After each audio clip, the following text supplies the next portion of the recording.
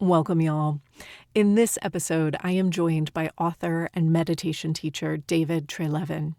Together, we talk about how meditation can be approached with trauma sensitivity. We talk about the window of tolerance, what to be mindful of if you live with trauma or PTSD, and how to use your meditation practice to gently build resilience. David's newest book, the Trauma Sensitive Mindfulness Workbook, is required reading for my meditation teacher training. And I am so excited to share some of the key takeaways from David's work in today's episode. This is for you if you are living with feelings of trauma, high anxiety, or overwhelm. I hope you find today's episode useful.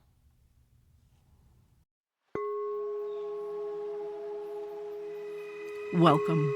You are listening to Our Mindful Nature, a podcast helping healers and those searching for healing respond to anxiety, overwhelm, or depression with nature-inspired meditations for better mental health. I'm your host and meditation teacher, Meryl Arnett. This podcast is recorded from my live Monday night meditation class. If you would like to access today's meditation practice or nature soundscape as a standalone audio file for your daily use, please subscribe to my newsletter at merylarnett.com. All right, y'all, grab a cup of tea, pop in your headphones, and find a comfy seat.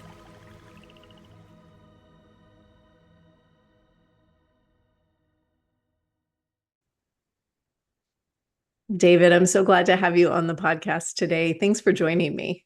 Thanks, Meryl. Yeah, really great to be here.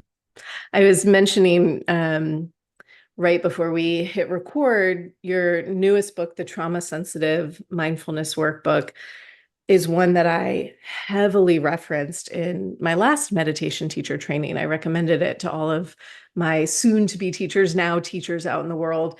And I'm just so grateful for this resource. I found it to be such a helpful tool for helping people to wrap their minds around what it means to be trauma sensitive in meditation.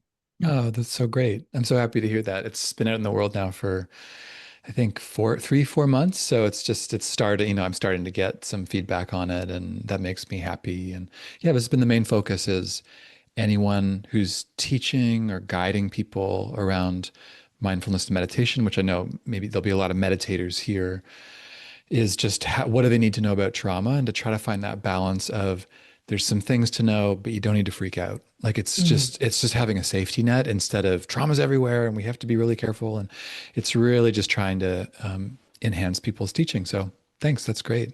Yeah, I love that. And, before we dive too deep into the conversation of trauma and meditation, I'd love to just hear a bit about your own meditation journey and how you found meditation and what your practice looks like today. Yeah. Thanks for asking. I'm from Canada, and I started meditating actually as a teenager in Toronto, where I was growing up. There was a friend whose mom was actually starting a meditation group, and so I thought, oh, let me try this out. And I mean, I don't think I knew what I was doing until my 20s. I was at in Vancouver, and there was a large Vipassana and Theravadan tradition there. And a lot of teachers from the Insight tradition, like Tara Brach and Jack Kornfield and folks, would come through Vancouver kind of on a little rotation. So I got to start to learn about meditation more seriously then. I paired it with my own work in psychology. I'm a psychologist. And so I've been really interested in where meditation can help people around mental health and where it might actually run people into more difficulty. And trauma Mm. is, we could talk about it, as you know, it's a very unique, there's some unique mechanisms that are happening around trauma. It's different than just a negative emotion. And so there's some things that people need to know in order to work skillfully with trauma in their meditation practice, mostly because meditation is so powerful, which is Mm. great news for most of us. And then for some people, they might need some extra tools. So that's what I've been up to in my work. Yeah, that's so interesting. And, I'm going to ask you probably the most annoying, blatantly obvious question, but I know it's not because I experience this quite a bit in my own teaching. Why do we need trauma sensitivity. Like, why isn't meditation for everybody? Because Yeah. I hear this all the time is so and so told me to meditate. So here I am. Yeah, I mean, it's the main question that I've been in now Mm. for, gosh, it's like 15 years now around this. So I don't find it annoying. And the main headline is that meditation, because it's so powerful, it can cause us to over focus on stressful stimuli that may need more than just bare attention to actually integrate or metabolize. So let me give you an example. Mm. So, you asked about me. I was in meditation practice. I was doing a longer term retreat. And at some point, I had been doing some really intense work in psychology. I was actually working with sex offenders in British Columbia. That was my background. And so it was very intense work. I was exposed to a lot of trauma. It was meaningful work. But I went on a long-term retreat, and some of just the stories that I had heard, like just the pain of it was really Mm. present. And I would focus on it in meditation, come up, thoughts, feelings, images. And the basic instruction of meditation was just pay attention, just be with it. And at some point, it was actually too much for my system to really be present with. And I started to kind of pop out. I wasn't really connected to my body. But again, the basic instruction was just keep coming back to what's present. And when it comes to trauma, that's not the best instruction because, as you'll know, we might have these different experiences of trauma or re experiencing trauma through thoughts and memories. And just attending to it, it can sometimes make things worse. It can actually create Mm. more dysregulation. Again, I'm not saying meditation can't be helpful, but basically, people can over focus on traumatic stimuli, overwhelm themselves, and it just ends up not being helpful in a practical way. So that's kind of the headline, and we can go any direction you want around that. Yeah, I think that is so important for us to be aware of. And as a meditation teacher, it's really interesting to witness in a group meditation the myriad of experiences that happen in a room with the same instructions, right? And there's so many different responses to notice your breath For sure. or like just that simple phrase. There's so many physical responses to that phrase alone. And I want us to give a lot of context around what people might be bringing into the room. And I really like that early in the book, you lay out a super clear spectrum Hmm. of, I think you call it spectrum of trauma, I believe. Sure. Yeah. Yeah. And I'd love if you would maybe just talk us through what that spectrum looks like to give us some context. Yeah. Absolutely. Right. So anyone who comes to meditation is going to come with their whole life experience, which is awesome. And as teacher, for those of us teaching, is exactly as you said, when we're teaching to a room, we know there's just a whole range of experiences. And all of us will experience some form of stress in our lives. That's a given. Then on this spectrum, we'd have traumatic stress. And this is really a response to shocking and emotionally overwhelming situations that involve three things: actual or threatened death, serious injury, or threat to physical integrity. Mm. So, really, around trauma, what we're talking about is a threat to life and limb. And I underline that because trauma, it's much more popular now, but it's being talked about in increasingly kind of diffuse ways, which in some ways that's great. We're getting more awareness around trauma. And at the same time, we're talking about particular mechanisms that have to do with things known as fight flight. Listeners might Mhm. know that around when you're having a really intense survival response, or freezing. So there's certain things that will happen in the body as a response to trauma. And the majority of us will face that in our lives at some point. That's not inherently bad news, just a part of life. Now, where things get interesting and difficult is when we experience post traumatic stress or post traumatic stress disorder. People will have heard about PTSD. So, this is where the trauma doesn't resolve.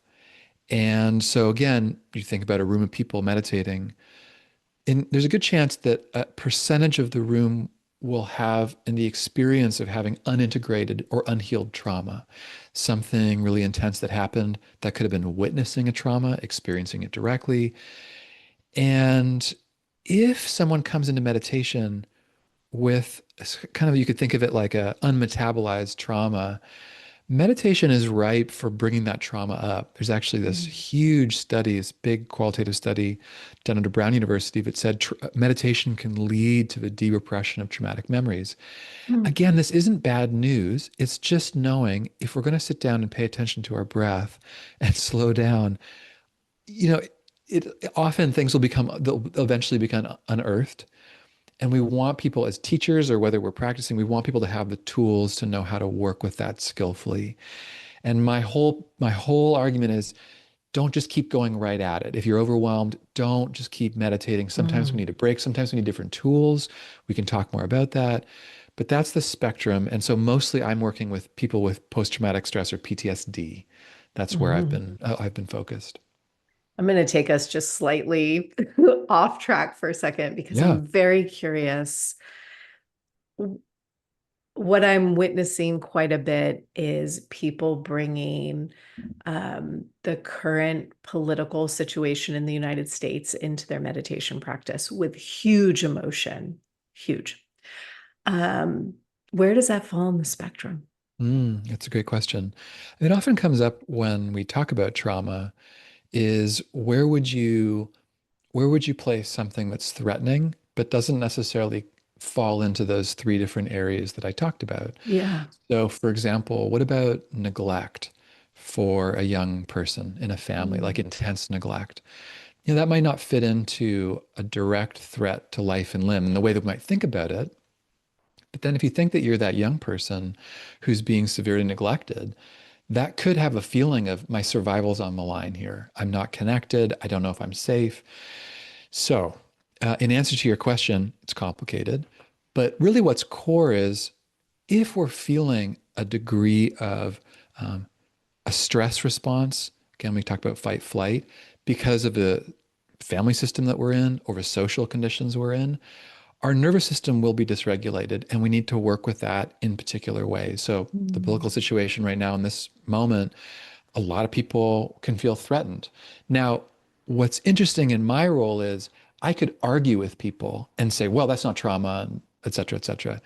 I find that's more of an academic debate. What I'm most interested in is how is someone's nervous system doing in response to the world and the meditation practice that they're doing? Whether we call it trauma or not, it's up to debate. If someone's dysregulated for whatever reason, I'm wanting them to have tools about knowing how to work with that inside of meditation. And again, for certain people with a certain amount of stress, just bare meditation won't be enough for them mhm, to actually integrate whatever stress that they're facing. Did I mm. answer your question or anything you want to add around that? No, absolutely. I think that's beautiful. And I feel like it just gives some context. As you said earlier, phrases like trauma and PTSD have become so increasingly popular and Mhm. are brought into conversation so frequently. And I hope it's helping listeners have some context for their own experience, whatever that might be in this moment. Mhm. Um, let's talk a little bit about the window of tolerance. Sure. Well, the window is an attempt to answer the question that someone might have right now listening. When should I meditate and when do I back off? Yeah. That's the core question that I've been trying to help people address because we know we may have faced or been exposed to trauma on some level. And then there's this question of, okay, so what should I do? Is meditation useful? The window came from neuroscientist Dan Siegel, as you probably know. But if that's a newer, Siegel's a neuroscientist at UCLA, and he proposed this model a bunch of years ago um, about a window where we can most effectively tolerate our experience. Now, Siegel was talking about this in terms of systems theory, and he's presenting it in many different ways. But this model was used by a couple psychologists around trauma and the nervous system. And the basic idea here is we all have a window that we can most effectively tolerate stress. Something intense happens, maybe I can stay online. I had a friend who had a really intense moment or accident with their kid, and the kid's okay. But there was a moment of like, whoa, that was a lot of stress, but I could stay present, connected to myself, connected to the kid. Now, at a certain level of trauma or stress, we can go outside of the window. and technically the terms are hypo and hyper arousal. Mm. That means too much physiological activation or too little. This is basically fight, flight, freeze. So the headline, I mean, I spend hours on this and any trainings that I'm doing, but the main headline is if you find yourself outside of your window of tolerance in meditation, by that I mean your heart is not just beating, it's racing. If you're not just alert, you're hypervigilant. Like things are, your pupils are dilated, you're sweating, it's too much, or you're really shut down. You can hang with it for a while, but you really want to have a guide there. You really want to be able to check in with someone, ideally a teacher, and just have someone tracking you. And if you're out of your window in meditation and it seems to be making things worse, it's exacerbating that dysregulation outside of that window. That's a moment where you might want to do something different. And again, I want to be really clear on this. I'm not saying to avoid difficulty.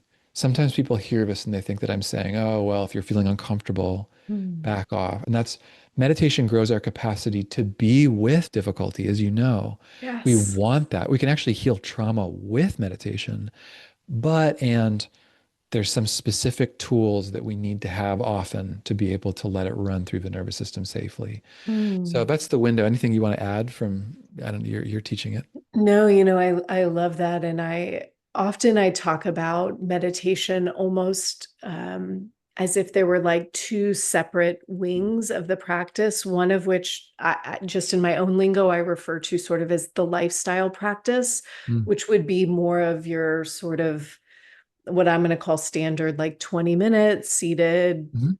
lots of silent space. And then I also talk about what I would call a band-aid practice, which is when I'm so dysregulated, there's no way I'm going to sit for 20 minutes, especially not in silence, but I might need 30 seconds of breathing just to Mm. help find some regulating, or I might need to do a grounding exercise to help regulate. And to me, that still counts as a practice simply because it's asking us to be here, to be awake to what's happening, Yeah. even if it doesn't look like what, magazine covers tell us a meditation practice looks like. This is great. This to me, that's what you just said is the essence of a quote unquote trauma sensitive approach to Mm, meditation. It's really just that you're being sensitive to the needs of a nervous system in a moment. And ideally you have just a wide range of tools. And the further that people go along, you listen to this podcast, taking on different classes, and the more tools you have, the more you're able to respond with mindfulness in a moment to assess what is it that I need? Is it this 30 seconds where I'm actually taking a walk? Could I do a longer seated practice? It's such, I think you nailed it about, there's just a practicality about being able to decipher in a moment to moment way what's needed. There's actually, if I could say one thing, you would have read this in the workbook. There's a distinguishment in this work between something known as being with and working with. mm, And this came from Rick Hansen, who's a great psychologist. And what he talked about is meditation and mindfulness is being with. It's really cultivating that skill that I can be with my experience, whatever it is. And then there's on the other wing, there's working with. That could be, to your point, maybe I take a walk, maybe I'm listening to music, maybe I call a friend. There's many things we can do to purposely shift our experience and work with it intentionally. mm. Being with is like, okay, I'm just going to be with whatever's here. And in trauma sensitive work, we need both wings all the time. I mean, I think in meditation generally. So that's the art to me is when do I work with and when do I be with around the work? Mm. Oh, I love that distinction. And I'm curious if you have any suggestions. I'm very aware in my own practice when I'm dysregulated, the thing that helps me the most is to call a friend. Yeah. That works for my nervous system every time. Mm. And I'm really curious, how do we, is it just trial and error that we discover what works for us? What would you recommend to listeners who's like, oh man, what do I do? Because I feel that dysregulation. I've never done anything with it. That's a great question. Well, I got the chance to interview Tara Brach, the Buddhist meditation teacher who you might know and others might know, Yeah. about this question. And the answer was really helpful for me in terms of this being with and working with distinction. And I'll get to the question you Hmm. just asked. She said, if you're committed to meditation, if that's a home-based practice for you, then lean in as a default to being with. And so for her, I don't know, 80, 90% of the time, she's encouraging people to be with until they can't. And then you're working with it. And then to your question, okay, so what would you do? I totally think it's exactly as you said, it's trial and error. Mm. Ideally, you have either you know, some good friends or some mentors or teachers that you get to work with who can keep offering you new tools. But to your point, connecting with a friend, there's a whole body of research that says that social engagement, connecting even as we are over video here or hearing each other's voices, can be hugely regulating for the nervous system, supports us, especially if it's someone that we know. Like it has physiological effects that support us and support our window. For other people, I'm more of an introvert. Maybe you sit at your back against a tree, maybe it's music, maybe it's feeling your feet, maybe it's exercise. It could be anything. And where this practice is so alive to me is you never know what it's going to be for someone. There's some general Mm. buckets. But yeah, I'd encourage people listening to really even reflect on what are my go-to practices, two or three practices that are like, yeah, that's something I can look to when I need a little bit of extra support. Mm. As a aside, I have a 10-year-old who is definitely more sensitive and has a smaller window of tolerance than his sibling. And so he'll get highly activated, and we're still figuring out, like trying to help him figure out what do I do in this moment, because he just wants to sort of do this spiral, like he's upset about something and he wants to stay upset about it. Yeah. And it's been really interesting to throw ideas out, and most of the time in the moment it's like no, no, no, no, but then in another moment we'll see it pop back up, and it's really Oh, it's cool to get to experience sort of on the outside somebody figuring this out for themselves. He's 100%. he's little and it's going to take time, but he is slowly figuring out what works for him. And I feel like it's such an invitation for all of us to give ourselves some space to not know. And maybe we can't do it every time. Maybe we spiral ourselves sometimes, but that opportunity, maybe next time I'm going to go, oh yeah, maybe I will go for a walk. Maybe I will listen to music. Absolutely. I'm so glad you said that about that we get to spiral, or sometimes people can hear about the window and hear thinking that being out of the window is somehow wrong or bad, and there can be this overlay about meditation that the whole thing is to be calm or grounded Oh, even. yes. And we all have to work with that, especially those of us teaching, to get away from the idea that there's a trope around it, and we can be mindful and full of rage. We can be mindful and dysregulated. It's hard. So I love that you said that, and I want to stress that. Like hyper and hypoarousal out of the window are deeply intelligent responses. Like we've had their factory loaded. We need them. And where they can get unhelpful is when they're not responsive to real time. That's PTS and PTSD. I love that you brought up with your kid. If I can just say one thing, I've learned a lot about young people Mm. from a lot of teachers have come and who are teaching mindfulness in the classroom and have taken my trainings. And so I've learned a lot. And one of the ways I respect parents and teachers so much who are, you know, taking on the responsibility of being with young people is that there is this development, young people growing their window over time and that they don't have the full brain development. And from talking, I'm curious if this is true for you. Teachers and parents have talked about needing to be a psychobiological regulator for their kids Mm. in a moment when their kid can't be. And it's just like, gosh, it's so intense. There's that additional labor of you might have had a whole day, someone's having a total meltdown, and can you find a wide enough window Mm. to be able to let them feel you? It's just, I have so much respect for parents. And I will just say, teachers, the best teachers have the widest window of tolerance. Mm. That's the thing. If you have a wide window, then there's enough room. People can feel that there's room for them to have whatever experience they're going to have with you. But that's hard and that takes time, as you know. Yeah, and thank you for saying that. I mean, that is the hardest part of being a parent, I think. And it's interesting because I often find that I can sit in class after class during the day, full myriad of experiences happening, and come home, and that one with my kid is the hardest one every Oh time, my right? gosh, You're for sure. so sucked into it. Yeah. And so here's what I want to ask, because as teachers, we do see the full spectrum of emotional response. Over time, you do. The myriad of emotional responses have occurred in my meditation classes. And one of the things that I think we learn over time is, A, that's okay. I don't have to be scared of this, right? I can be here with this, and how I might support somebody as they need it, and how I might support myself.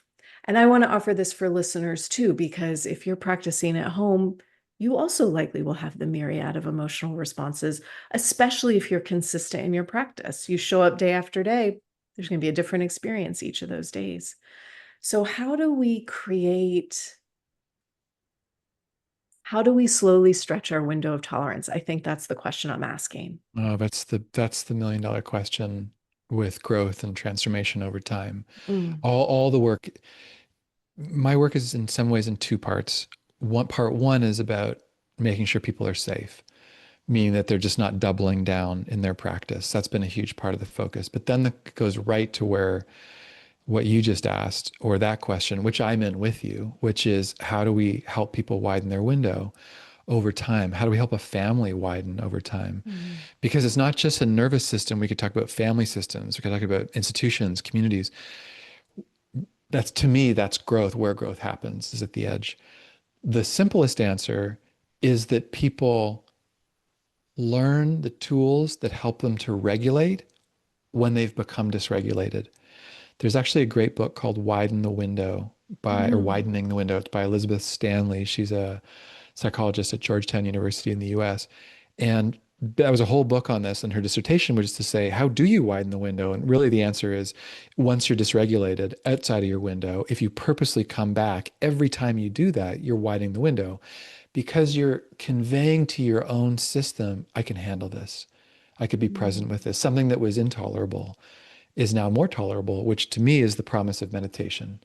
We grow Yes. that muscle over time. So meditation can help heal trauma eventually. We're like, wow, I can be with this. Okay, I couldn't be with this last week. And all my friends that are parents, I'm so glad you brought it up. It's like they're being stretched in this in, incredibly intense way. Something that was just like, I can't be with that. And they're just growing that capacity over time. So that's the short answer. But if I could just add one thing, if you're working with trauma, you don't want to purposefully dysregulate unless you're working with someone one to one. Mm. And that's where the core competency for people who are professionals working with trauma is helping people to purposely become, you could say, dysregulated or outside of their window, basically triggered, and then helping them find the tools to come back into their window and that gradually stretching them over time and healing.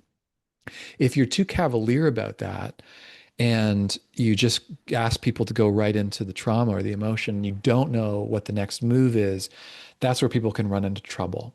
Mm. So that's the short answer of how the window's widened. I love that. And I want to make a note on that as well. And it's something I talk about in my own meditation teacher training. I'm betting you do the same thing as well. So I'm not a therapist. I'm not a psychologist. I don't have any mental health degree whatsoever. My training is strictly in meditation. And I'm very clear that I'm a meditation teacher. And so my trauma sensitive classes are actually all group classes that are co-led with a licensed social worker or a therapist that I partner with in those classes. And I think what I want to name is for listeners that are healers in their own way and offering their own classes and are listening to this as I listen to podcasts and learn things all the time. Um, that it's valuable to know what we're here to do and what we can support and when we need to refer to somebody else. Absolutely.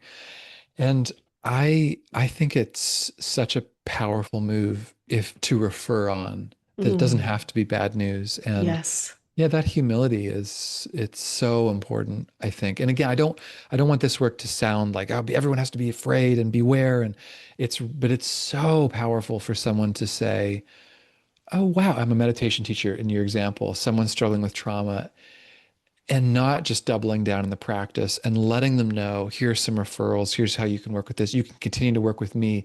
The more competence, I have to say, I think people are becoming increasingly competent, like with what you Hmm. just said. I think Hmm.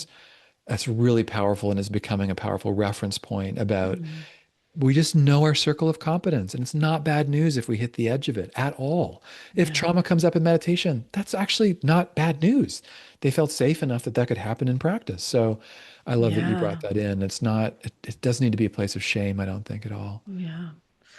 I want to go back to when we were talking about the window of tolerance. You mentioned that your work stems sort of first and foremost with establishing safety, and we have not talked about that. So let's spend a minute talking about what does it look like to establish safety within our practice, and maybe even one step further within our practice embodied, right? Hmm. Well, it's interesting because, gosh, that word is so charged, or I feel like it has become like, what is it? What do we mean by safe and quote unquote safe spaces? Like, I'm actually not a Mm, proponent of safe spaces in the way that of course, I want people to be safe. And I think safety can become something of a tyrannical approach that we need to make sure everyone is safe slash comfortable. It can end up, I think, bleeding off into that direction. Not mm-hmm, what That's not what you're saying. mm-hmm, So I think of the teachers that I love, when I've asked them this question around safety, they often say meditation is not safe. It's a mm, fundamentally risky practice to turn and face the present moment mm. in a very naked way, and or unfiltered. Maybe that's the better word.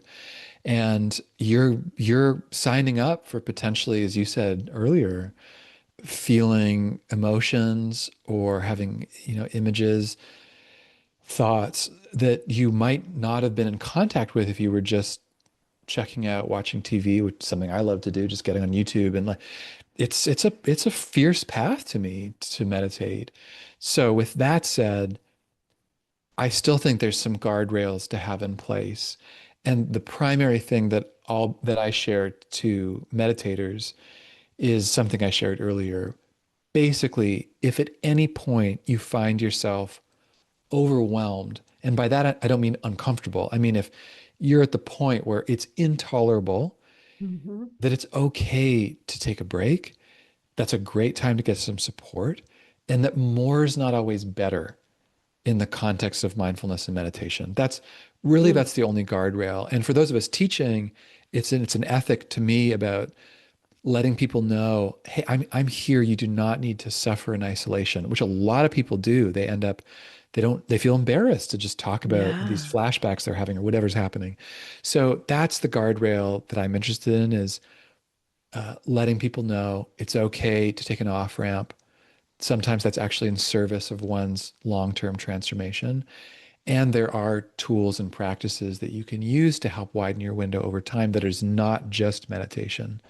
So that's how I think about Mhm. safety. I don't know, what would you add to it, or what do you think? I love that. And the only thing I would add, which I think falls right in line, is I often offer, if you need it to look different than what I'm saying, you have permission to do that. And I have often had students who feel better if they're invited to bring some movement into their meditation rather than sit still. Yeah, And I might just demonstrate a couple ways that I would do that, whether that's swaying or maybe I make a fist and I release the fist a couple times, but just giving a couple of options for, like, if it feels too intense to do what I'm saying, change it. for sure. And I invite that for listeners at home too. It's I do hope that maybe it's a little easier at home. So often in this podcast, there's a 20-minute meditation at the end. There's like a good long chunk of Mm. open space there. And when you're at home, you can turn it off and nobody knows. And I think that's okay if you need it, right? I Yeah. agree. And I gotta say, this has been the tension point in trainings that I've led now over time.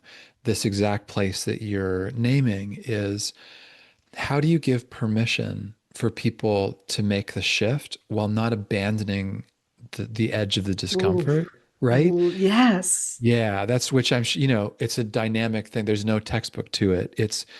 I think when the trauma sensitive work first came out in 2017, in some ways the field I think was tacking pretty far in the direction of not wanting to make people uncomfortable. Mm-hmm. And it's come back since then, but it's on that edge that you're naming of people know they have choice and yet not letting them bail out when they're uncomfortable. You know what I mean? So Yeah. it's that Yeah. fine, and that's as teachers, I think that's what I'll say for me, it's what I'm working to really hone is the art of when do you lean in, when do you back off, and trying to assess people's capacity around that. Yeah. So it feels like really rich terrain. It is. It's such an interesting question. And when people ask me to define meditation, I always say something along the lines of learning to be comfortable with discomfort, because Yeah, that's exactly. just been my experience. And so I bring that into these teachings quite a bit, is that it's likely going to be uncomfortable, even if it's just boring. That can be uncomfortable Yeah. to sit and be bored for however long you've committed to doing so. And so I agree with you completely, like finding this place. I'd be very curious your feedback, but one of my general rules of thumbs is when somebody's brand new to, specifically to my trauma group, where I know that it's a more complex group in general, I tend to be incredibly permissive in the Hmm. beginning and Hmm. very slowly Hmm. add a little bit more push as we move along once they know me a bit more. And it's not infrequent that the first time somebody's in class, they have to use the bathroom right in the middle. They're like, Hmm. I gotta go. I gotta Yeah. go. And Yeah. that's great. Go do that. If you need to, you go do Absolutely. that, right? Yeah. Yeah. I love that approach. And that's something that I teach too about Mm, just easing people in to grow that capacity over time. So I love that. That's awesome. mm. David, what did I not ask you that we should talk about for listeners that might be struggling a bit with their practice? Hmm. Great question. I think it's about boredom. You just mentioned it. It's some place that I'm really interested in. As I lose my attention span over time, I've just noticed it the last couple of years from media and the pace of technology, and that it is becoming increasingly countercultural to take the time to actually be in meditation practice. So anyone listening to me, it's already a big leg up to be slowing down. To me, it's quite radical to make that move. And I think this whole conversation about the attention economy is really interesting for me right now about um, the technology is only getting more and more skillful and powerful at being able to capture our attention. And it's only going to get better with Mm, AI and super intelligence. And so I really think whatever age we are, this skill of being able to know what's happening as it's happening, to even know that we're lost, I think that could be a life-saving skill. mm, And you mentioned earlier about how do we make sure it's embodied? I forgot to mention that. I think that's going to be important too, to have actual reference points that we know what's a yes, what's a no, when are we at our limit, when are we not? Because again, increasingly those signals, it's going to be harder and harder to feel them. mm, So I don't mean that in a pessimistic way as much as I think these are the practices that will help us navigate tremendous change and complexity going forward. Um, and trauma, last thing I'll say is trauma makes that really hard. So if anyone out there you're hearing this and you're saying, wow, I struggle with trauma, meditation's been hard, you're not alone. We can talk more about resources and things like that, yeah. but it's okay to not, you're not alone. Don't keep doubling down. There's tools for you out there. And it does make paying attention to our own limits really difficult, which is a whole other conversation about the ways that trauma has us kind of disconnect from our body in really compensatory and strategic ways. So Mm. I'd encourage people, practice is great. We need it. And if you're struggling with trauma, you're not alone. And so where do we go? Where do we go? Yeah. What are some tools for people that are like, I want this practice and it's not happening for me right now? I think the number one thing would be for people to have access to try to find a teacher or program that speaks to them that has some degree of trauma sensitivity. So if people are listening to you, that's great. You clearly have uh, a ton of competence around working with trauma. So you're in many ways a perfect person in this moment to work with meditation and trauma and the intersection of that. So you can ask if you're new to meditation, you can ask a teacher or just try to actually inquire, like, is there any trauma informed aspect of this work? Or Hmm. I have a free, this is not to plug, but I have a free webinar that really tries to break down, like, here's 3 things you can do inside of Mm. meditation. That's from my site. I did a podcast for a while that had a bunch of long conversations about this. So I think it's finding the right people that you connect with hopefully some trauma informed competence that they have, and just follow your gut. Like I think people's intuition about what they need, that's often the number one thing. Mhm. I'll share, and listeners, I'll put links to all of David's work in the show notes. So if you're like, "Ooh, I want that webinar," I'll put a link. And I will share when I first turned to meditation. Um, I did this big, long, like 5-day training. I was already a yoga teacher, and everybody just assumed that meant I was a meditation Yeah. teacher, which was not a true thing. And I was like, let me figure this out. So I signed up for a training. I did this whole training, and I left thinking, I hope nobody asks me what meditation is because I cannot answer this question. Like, Yeah. it made no sense to me. I was so uncomfortable. I was so sure everybody knew that I didn't know what I was doing. It was it was such a struggle. And it just my own personality, I was like, well, I'm going to double down and figure out what this meditation thing is. And it took me so many teachers until I found Tara Brach. Actually, it's so funny Oh, that you cool. brought her up. She was the first teacher that I was like, oh, those words make sense to me. Mm-hmm. Right. And so I name that just to say for listeners, try different teachers, try Totally. different voices, because you will find somebody who says something that you think that makes sense to me. Thank you. Mm, absolutely. Couldn't recommend it more. Don't be afraid to find the right signal Yeah, that speaks to you. absolutely. Yeah, I'm glad you found it. David, I want to do a little practice just to wrap up today. Sure. And I wonder if you might, I mean, if something jumps out at you based on our conversation, please pick it. You have so many good practices in the workbook that I've referenced in the past, but maybe there's a little something that we could just do together to. Yeah. Why don't we do do you know the practice using both hands? Do you know that one? Remind me. Yeah, this is going to be maybe 4 minute practice about helping people experience trauma sensitivity as an embodied practice as opposed to just a concept. We could do a meditation, but it's something about, it's a guided meditation, but it involves working with your hands. Mhm. So if anyone's watching on video, you can watch, but I'll also talk people through it. And if you don't have access to your hands, you can also visualize the practice. So everyone can take a moment here and eyes open or closed. You can drop your attention into the body, into the present. And just taking a moment to notice what's here right now.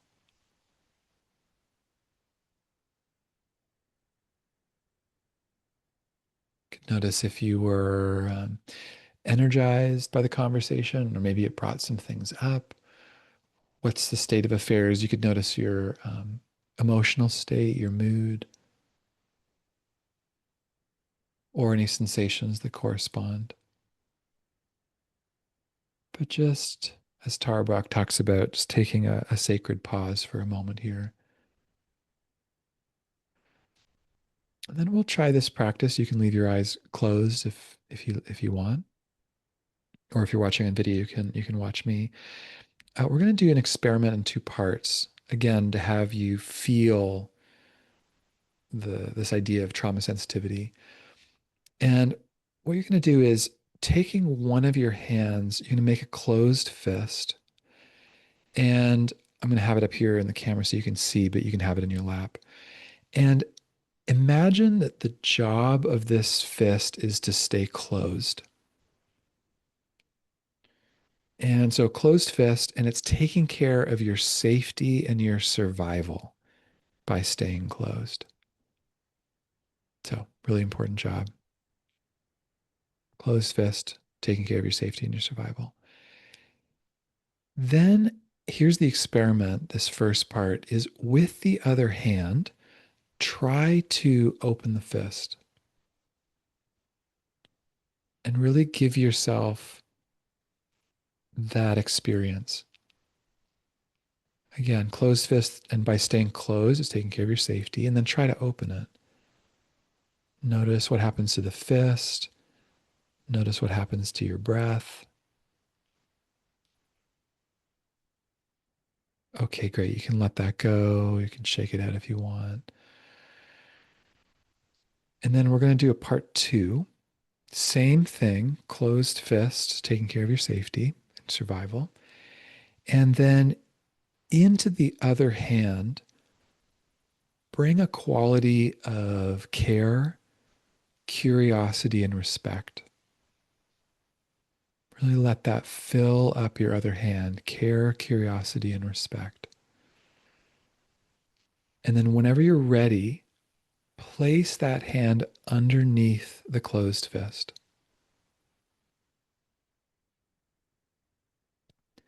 And as you do that, see if you can communicate something like, good job. Of course you're closed. You're taking care of safety. I have no agenda for you to open. I'm here, just listening respectfully. And then same thing, just noticing what happens to the fist, what happens to the breath.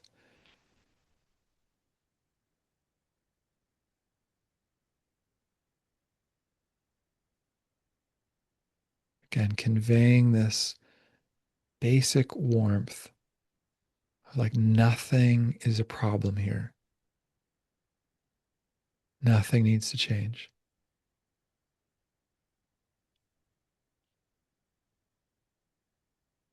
And then in the next few breaths, you can start to let that go, and just invite you to take a couple more breaths here before shifting, just to notice, okay, was there a difference between the first and the second? If so, what was it? Or could you name it?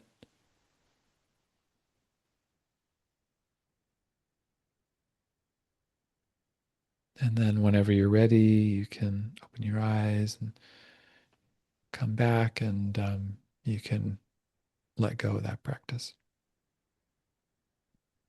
Thank you so much for that, David. And thank you for this conversation. It was so rich. I really appreciate it. You're welcome. Happy to be in it. Yeah, it's really, really sweet. David, where can listeners find out more about you and your offerings?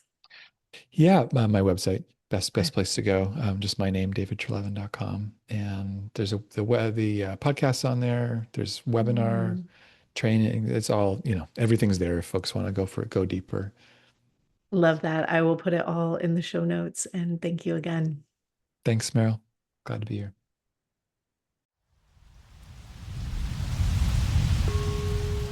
Thanks for listening to Our Mindful Nature. If you would like to receive today's meditation practice and nature soundscape as standalone audio files for your daily practice, please subscribe to my newsletter at merylarnett.com. It's free, and you'll receive a new practice each week. Our Mindful Nature is recorded on Muskogee land and is produced with the support of Nick McMahon and Brianna Nielsen. Deep gratitude is offered to acoustic ecologists Nick McMahon and Gordon Hempton for the use of their nature field recordings in many of these episodes. We release a mini episode that's just the meditation, no chatter beforehand, every Monday. And every Thursday, we release a full episode with a meditation class or interview. I look forward to practicing with you again soon.